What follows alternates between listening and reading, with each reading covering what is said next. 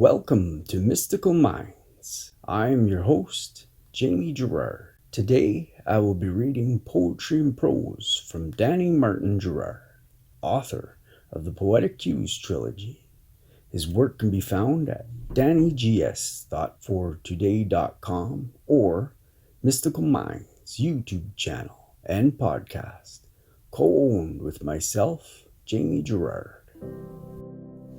Strong will. Obligations are self-imposed. As there is no right or wrong, there are only choices that agree or disagree with your soul. What makes you unique is your strong will and determination not to follow the rest, and do what resonates with your core. Thank you so much, Danny G. That was powerful. And I believe you should be doing whatever your soul is asking for, that burning desire inside of you. That's what you should be doing.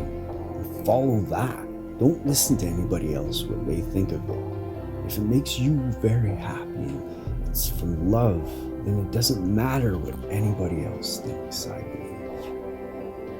I believe you should follow love and you'll always be happy.